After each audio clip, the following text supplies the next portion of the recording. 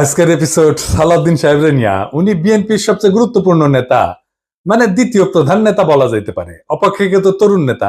সারা দেশের মানুষের আগ্রহ আছে কলে সালাউদ্দিন সাহেবের বিষয়ে। আমার আছে, হ্যাঁ, আমার ওনার খুব পছন্দই হয়। কেন হয় বলি। প্রথমত, উনি দারুণ সুদর্শন একজন মানুষ। বাংলাদেশের পলিটিশিয়ানদের মধ্যে এমন সুদর্শন আর কেউ আছে কিনা আমার জানা নাই। পলিটিশিয়ানদের বাদ দেন, বাংলাদেশের নাগরিকদের মধ্যে এরকম সুদর্শন পুরুষ খুব কমই পাওয়া যাবে। ওনার বয়স মনে হয় 62-63 এরকম হবে, কিন্তু দারুণ রিজু একহারা ফিগার, দারুণ ফ্যাশন সচেতন। পাঞ্জাবির উপরে যে কোটিটা পরেন না, সেটা খুব এক্সক্লুসিভ করে মনে হয় উনি ডিজাইন করেছেন, আর কোথাও দেখবেন না। নিজে ডিজাইন করেছেন, আমি শিওর। ভবিষ্যতে সালাউদ্দিন কোটি হিসেবে এটা পরিচিতি পাইতে পারে। এগুলো তো গেল প্রশংসার দিক। উনি রূপালী পর্দার সেলিব্রিটি হইলে এই কথাগুলো এনাফ ছিল, কিন্তু উনি রাজনীতিবিদ, বাংলাদেশের প্রধান দলের বলা যায় দ্বিতীয় প্রধান রাজনৈতিক ব্যক্তি। তাই উনার যে কোনো আচরণ, যে কোনো ইতিহাস আমরা একদম মাইক্রোস্কোপের নিচে ফেলা দেখব। আমরা উনার সাম্প্রতিক ঔদ্ধত্য নিয়ে শুরু করতে পারি। দেখেন, একটু লক্ষ্য করেন, সিনিয়রদের প্রতি ওনার ন্যূনতম একটা সম্মান বোধ নাই। এখনই যেন দলের মহা কিছু হয়ে গেছে, মঈন খানকে বক্তব্য দিতে থামাই দিল। পদত্যাগের ব্যাপারে আমরা লিখিত বক্তব্যে জানিয়েছি, আগেও জানিয়েছি। নিরাপত্তা উপদেষ্টা এবং আর দুইজন ছাত্র উপদেষ্টা যাদের কারণ আগেও জানিয়েছি। নিরাপত্তা উপদেষ্টা এবং আর দুইজন ছাত্র উপদেষ্টা যাদের কারণ আগেও জানিয়েছি। নিরাপত্তা উপদেষ্টা এবং আর দুইজন ছাত্র উপদেষ্টা যাদের কারণ। তারপরে মঈন খান বক্তব্য দিচ্ছেন, এটা ওনার সহ্য হইল না, উনি চলে গেছেন। দেখেছেন, দেখেন। যে তিনটি বিষয় নিয়ে আমরা কথা বলেছি আপনারা শুনেছেন, সংস্কার, বিচার এবং নির্বাচন। আমরা স্পষ্ট ভাষায় বলেছি উনার নিজের দলের সিনিয়রদের যিনি সম্মান দেন না, উনি দেশের সাধারণ মানুষকে সম্মান দিবেন কিভাবে? আবার ওনার বক্তব্যের টোন দেখেন, মনে হয় ধমকায় ধমকায় কথা বলতেছেন। নিরাপত্তা উপদেষ্টা এবং আর দুইজন ছাত্র উপদেষ্টা যাদের কারণে এই সরকারের নিরপেক্ষতা ক্ষুণ্ণ হচ্ছে, তাদেরকে বাদ দেওয়ার জন্য আমরা আজকেও লিখিত বক্তব্য আমরা দিয়েছি। সেই আশ্বাস ওনারা দেখবেন, আমরা আমাদের বক্তব্য দিয়েছি। আবার পাশাপাশি আমির খসরু মাহমুদের বক্তব্য দেখেন, নম্র বিনয়ী ভাবে বলতেছেন, তাই না? দেখেন, আমি একটু বলি, মূলত সংস্কার এবং বিচার, নির্বাচন, এই তিনটার উপর আলোচনা হয়েছে। তো সালাউদ্দিন সাহেবের টোন দেখেন, আবার দেখেন। নিরাপত্তা উপদেষ্টা এবং আর দুইজন ছাত্র উপদেষ্টা যাদের কারণে এই সরকারের নিরপেক্ষতা ক্ষুণ্ণ হচ্ছে, তাদেরকে বাদ দেওয়ার জন্য আমরা আজকেও লিখিত বক্তব্য আমরা দিয়েছি। মনে হয় ধমকাইতেছেন। উনার ধমকানির কেউ তো দে, হ্যাঁ তো দে না। হ্যাঁ, সে বলে সুপুরে সরাইলে সাংবিধানিক সংকট তৈরি হবে, আর প্রফেসর ইউনূস পদত্যাগ করলে জাতি নাকি বিকল্প বেচা নেবে। মানে সুপুর কোনো বিকল্প নাই। হাসিনার যেমন বিকল্প ছিল না, সুপুরে বিকল্প নাই। যাই হোক, এটা আওয়ামী লীগ বললে তো মানা যাইতো, এটা বিএনপি বলে যে সুপুর কোনো বিকল্প নাই। কোন লেভেলের বেদবি দেখেন। সালাউদ্দিন সাহেবকে নিয়ে কয়টা প্রশ্ন উঠছে বলে, খুব গুরুতর প্রশ্ন, যেটার জবাব ওনারে দিতেই হবে, বিএনপিকেও দিতে হবে। কারণ বিএনপি ক্ষমতায় যাইতে চায়, সরকার গঠন করতে চায়, এবং বিএনপির মুখপাত্র সালাউদ্দিন সাহেব। আলাপ উঠিছে যে সালাউদ্দিন সাহেবের পোলা এস আলমের অফিসে বসতেছে। এই ব্যাপারে সালাউদ্দিন সাহেবের বক্তব্য কি? এস আলমের সাথে সালাউদ্দিন সাহেবের সম্পর্ক কি? এটা না একটা ব্যাখ্যা দেশবাসী জানতে চাইতে পারে। সারা দেশে একটা ধারণা প্রবল, সালাউদ্দিন সাহেব শেখ হাসিনার ক্যাশিয়ার, দুর্বৃত্ত অলিগার্ক এস আলমকে, তার বাণিজ্যিক সাম্রাজ্যকে প্রোটেকশন দিতেছেন। সালাউদ্দিন সাহেবের স্পষ্ট বক্তব্য দেওয়া উচিত, বিএনপির স্পষ্ট বক্তব্য দেওয়া উচিত। সালাউদ্দিন সাহেব যখন ধরা পড়ছিলেন, গুম হয়েছিলেন যে বাসায়, ওইটা এস আলমের একজন কর্মচারীর বাসা ছিল। অদ্ভুত ব্যাপার না? ফিরে আসলেন, যে গাড়ি চললেন সেটাও একজন এস আলমের গাড়ি। সালাউদ্দিন সাহেব গুম কমিশনে জবানবন্দি দিচ্ছেন, এটা সত্য। গুম কমিশন একটা ফ্যাক্ট ফাইন্ডিং কমিশন। এখানে জবানবন্দি দিলে গুমের বিচার হবে না। গুমের বিচারের জন্য আন্তর্জাতিক অপরাধ ট্রাইব্যুনালে অভিযোগ দায়ের করতে হবে। সালাউদ্দিন সাহেব আন্তর্জাতিক অপরাধ ট্রাইব্যুনালে কোনো অভিযোগ জমা দেন নাই, আজকা পর্যন্ত জমা দেন নাই।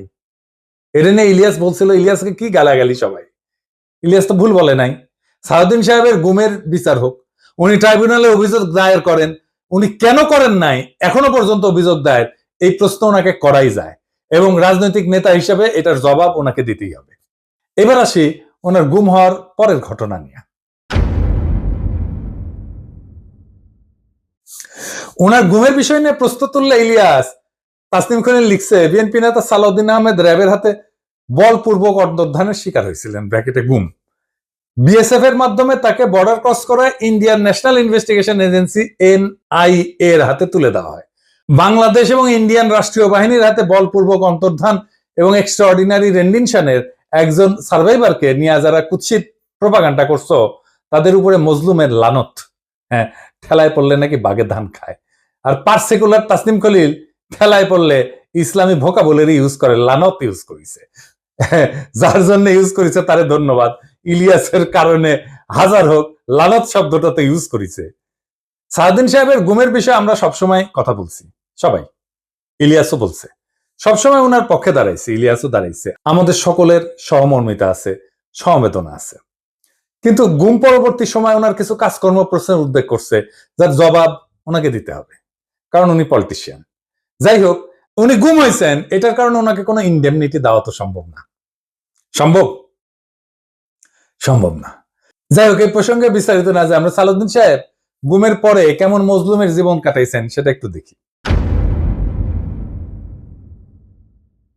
এটা শিলং এর সানরাইজ গেস্ট হাউস। ওইখানে সালাউদ্দিন সাহেব ছিলেন, হ্যাঁ, পুরো সময়টাই। রিভিউ ভালো, ভালো প্রপার্টি, মাশাআল্লাহ। শিলংয়ে কেউ বেড়াইতে যেতে চাইলে থাকতে পারেন, দেখেছেন, দেখেন কি সুন্দর জায়গাপত্র, দেখেছেন। এখানে সব ব্যবস্থা ভালো। ভিতরে যেখানে সালাউদ্দিন সাহেব দর্শনার্থীদের লুঙ্গি পরে দেখা দিতেন, সেটার ছবিও আছে, মিলাই দেখে নিয়েন। অতি আনন্দময় সফরের নিশ্চয়তা দিলাম, বিফলে মূল্য ফেরত দেওয়া হবে। আমরা কলে এই সানরাইজ গেস্ট হাউস কোনো পয়সা করে দেয় নাই বিজ্ঞাপনের জন্য, ফ্রি করলাম আর কি। পরিবেশটা সুন্দর না, কোনো হইচই আছে? হ্যাঁ, নাই। এখানে কিন্তু পুরো সময়টাই কাটাইছেন। উঠিছেন মে মাসের 2015 সালে। তার 2 মাস পরে ডেইলি স্টার এই রিপোর্টটা ছাপে, তিনি কেমন আছেন। এটা একটা বিলাসবহুল গেস্ট হাউস, রিপোর্টেই কইছে 4টা বেডরুম, উনি 2টা রুম ভাড়া নিছিলেন, কিন্তু থাকতেন একাই। দেখেন রিপোর্টে বলা আছে, অন্তত এই রিপোর্টে তাই বলতেছে। কিচেন আছে, খুব চমৎকার ড্রয়িং রুম আছে, ফায়ার প্লেস আছে, সবুজ লন আছে, পিসের সবুজ লন, এটা দেখে দেন, এইটা সে লাইব্রেরি আছে, বার আছে, তাতে মদ্যজাতীয় পানীয় আছে। সাদিন সাহেব একা খেলেন, হাঙ্কারে না দিয়েছে, খাবেন না, কিছু করলাম নাহিনি। তাইলে সাদিন সাহেব একটা কথা কই, যে সত্যেন্দ্রনাথ দত্ত আছে না, ওনার মদিরা মঙ্গল নামে একটা প্যারোডি আছে। ওই যে ডিএল রায়ের বঙ্গ আমার জননী, আমার ধাত্রী, আমার দেশ, একটা গান আছে না, ওইটা দিয়ে এটা একটা প্যারোডি বানিয়েছিলেন, মদিরা মঙ্গল। উনি কইছিলেন, মদ্য আমার, পানীয় আমার, শরাব আমার পেগ, কেন কোম্পানির নজর দিল গো, কেন হলো গো ডিউটি পেগ, মানে ডিউটি বেড়ে গেছিল। তো উনি মনের দুঃখে এই প্যারোডি লিখেছিলেন। তারপরে লিখেছেন, নিরামিষেই যকৃতটা শুধু বৈরাগী সম করিছে শেখ, রাগ্গি আমার, মাগ্গি আমার, ভাগ্যি আমার পেগ। হ্যাঁ, আপনাদের প্রিয় রঠা মানে রবি ঠাকুর, মানে বিএনপির প্রিয়। তো রবি ঠাকুরের একটা গান বলি আর কি, আপনারা নাকি রবি ঠাকুরের গানকে জাতীয় সঙ্গীত বানাইতে পারিয়া কৃতজ্ঞ, সেজন্য ওনার একটা না বললে কেনকা করে হয়। ওনার চিরকুমার সভা এটা লেখা আছে, ওরা অক্ষয় বলে একজন চরিত্র আছে, ওই গাইতেছে, ওই গাইছে কি জানেন, অভয় দাও তো বলি আমার উইস্কি, মানে ইচ্ছা, অভয় দাও তো বলি আমার উইস্কি, 100 টাকা সোডার জলে বাকি 3 পোয়া হুইস্কি। হ্যাঁ, আমাকে না একবার খাওয়ায় না সালাউদ্দিন সাহেব, 100 টাকা সোডার জলে বাকি 3 পোয়া হুইস্কি খাওয়ায়। এটা আমার উইশ থাকলো আপনার কাছে। পুরা বাংলাটা নিজে তো ভাড়া করেছিলেন, তো বাংলাদেশি টাকায় কত, 1.5 লাখ টাকা মাসে। আবার একজন পার্সোনাল অ্যাসিস্ট্যান্ট ছিল, ম্যানেজার ছিল, 2জন কেয়ারটেকার ছিল, 2জন মালি ছিল, একটা হাইলি সিকিউর্ড এরিয়া, কাছেই এয়ারফোর্সের অফিস, আর কয়া হয়েছে একটা গোয়েন্দা সংস্থার অফিস। আমরা ধারণা করি এটা রয়্যাল অফিস। কে রাখলো ওখানে ওনাকে? উনি অনুপ্রবেশের দায়ে গ্রেপ্তার হয়েছিলেন। উনি তো চাকরি করতেন না ইন্ডিয়াতে, উনি ইন্ডিয়াতে রাজনৈতিক আশ্রয় পান নাই।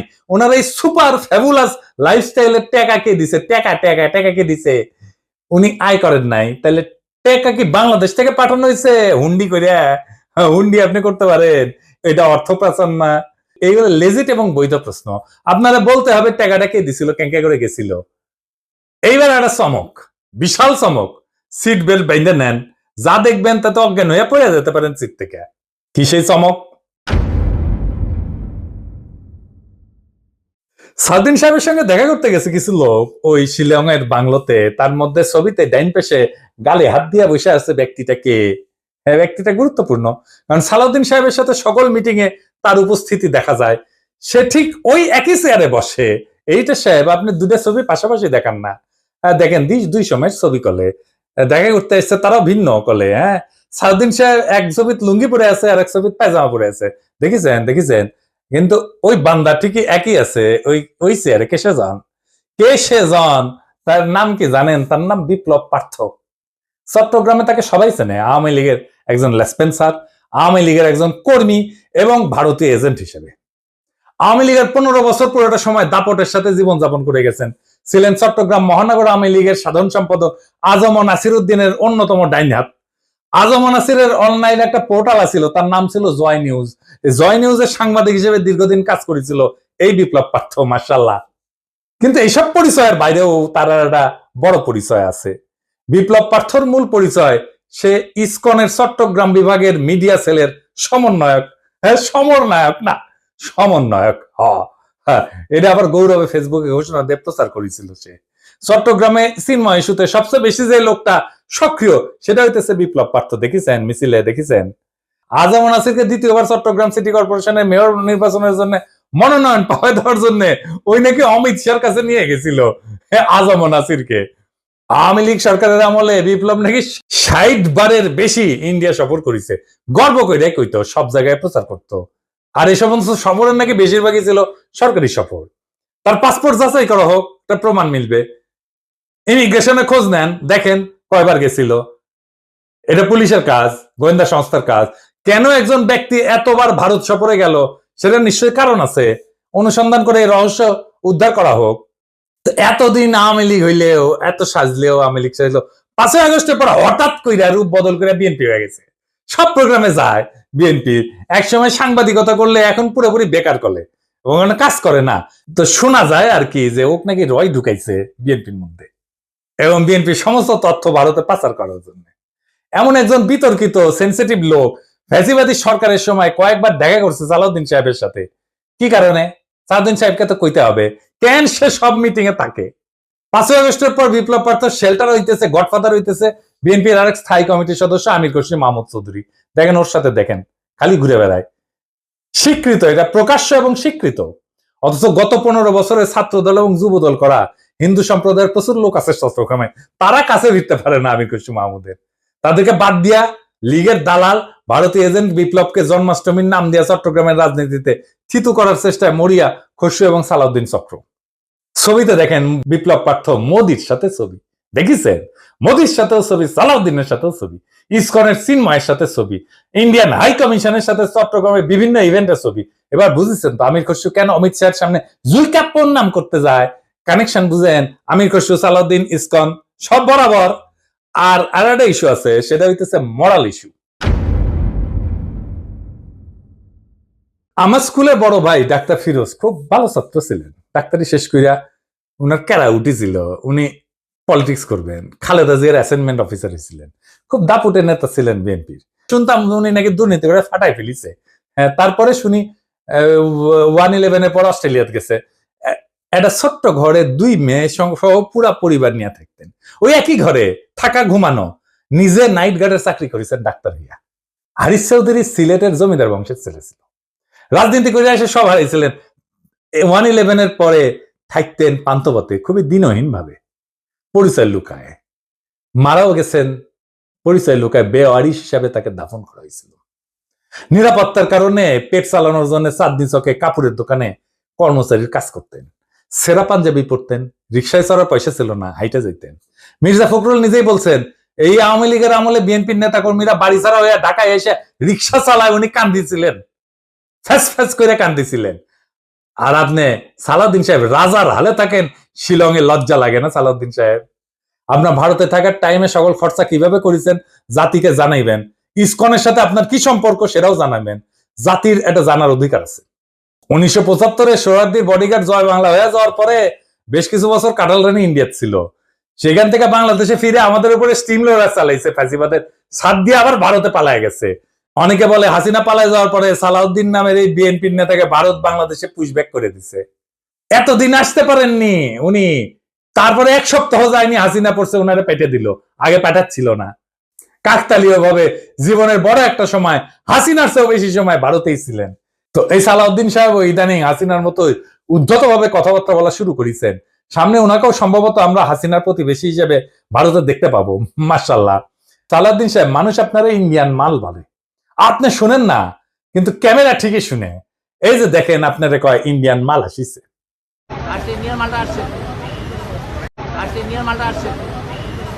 একজন নেতার চেহারা, পোশাক, স্টাইল, ফ্যাশন এ সমস্ত ইতিহাসের পাতায় জায়গা করে নেয় না। ইতিহাস মনে রাখে নেতৃত্বের সততা, আত্মত্যাগের পরিমাণ, আর সেই নেতার অবস্থান দুর্দিনে কোথায় ছিল। সালাউদ্দিন আহমেদ নিঃসন্দেহে গুমের শিকার হয়েছিলেন। সেই সময় দেশবাসী তার জন্য কাঁদছে। কিন্তু একজন মজলুম যখন বিলাসের চাদরে নিজেকে মুড়ায় ফেলেন, যখন নিজের গুমের বিচার আন্তর্জাতিকভাবে দাবি না কইরা তার রাজনৈতিক মূলধন বানায় ফেলেন, তখন প্রশ্ন ওঠেই। এবং এই প্রশ্ন তার ব্যক্তিগত না, সমগ্র বিরোধী দলের নৈতিক ভিত্তির উপরে আঘাত আনে। বিএনপিকেও বুঝতে হবে, সরকার বদলানোই রাজনীতি না। আদর্শ, ত্যাগ এবং গণমানুষের বিশ্বাস অর্জনই রাজনীতির মূল সোপান। আর সেই বিশ্বাস অর্জনের পথে সবচেয়ে বড় বাধা যদি হয় নিজের দলে থাকা সদ্য ভুক্তভোগী, ছায়া সুবিধাভোগী কিংবা একবিংশ শতকের গেস্ট হাউস রেভলিউশনারি, তাহলে শাসক পরিবর্তন হইলেও শাসন ব্যবস্থা বদলায় না। সালাউদ্দিন সাহেব, আপনি যদি সত্যি গণতন্ত্র চান, তাহলে সাংবাদিকের ধমকানো বন্ধ করেন, দলের সিনিয়রদের সম্মান করেন, জাতীয় ঐক্যের প্রতীক প্রফেসর ইউনূসকে তার যোগ্য সম্মান দেন, সম্মান নিয়ে কথা বলেন। আমরা চাইলে আর একটা প্রফেসর ইউনূসের মতো ফিগার পাবো না। চাইলে বটতলার উকিল হাজারো চুপ্পু পাওয়া যাবে। এস আলমের ছায়া থেকে বেড়ায় আসেন, আর সাহস থাকলে আন্তর্জাতিক অপরাধ ট্রাইব্যুনালে গিয়া বলেন আমি গুম হয়েছিলাম, বিচার চাই। কারণ মানুষ আর একজন হাসিনা খুঁজতেছে না, তারা খুঁজতেছে এমন একজন নেতা যে প্রহসনের মুখোশ পইরা ট্র্যাজেডিকে উপহাস করে না। মানুষ ইতিহাসের পুনরাবৃত্তি চায় না, তারা ইতিহাস বদলাইতে চায়। তাই সিদ্ধান্ত আপনার সালাউদ্দিন সাহেব, আপনি ইতিহাস হবেন না আর একটা ব্যঙ্গাত্মক পুনরাবৃত্তি হবেন। আপনি বিশাল নেতা, আমরা অতি ক্ষুদ্র পিঁপড়া, কিন্তু মহাকালে যখন আমরা কেউই থাকবো না, সেই সময় এই ভিডিও থাকবে, প্রশ্নগুলো থাকবে, ইতিহাস জানবে। কেউ কেউ প্রশ্ন জারি রাখছিল, কেউ কেউ সবকিছু মেনে নেয় নাই। এইভাবে জাতি চ্যালেঞ্জ করবে সেই দলটাকে যারা আগামী সরকার গঠন করতে চায় একটা রক্তাক্ত বিপ্লবের পরে, যে বিপ্লবের আকাঙ্ক্ষা ছিল ভারতীয় আধিপত্যবাদ মুক্ত একটা দেশ। সেই দেশে যদি আবারও কারো ছায়ায় আসে সেই পুরনো ভারতীয় শকুন, সেই দলকে, সেই ব্যক্তিকে রুখে দেওয়া প্রত্যেক দেশপ্রেমিক বাংলাদেশের কর্তব্য। ইনকিলাব জিন্দাবাদ।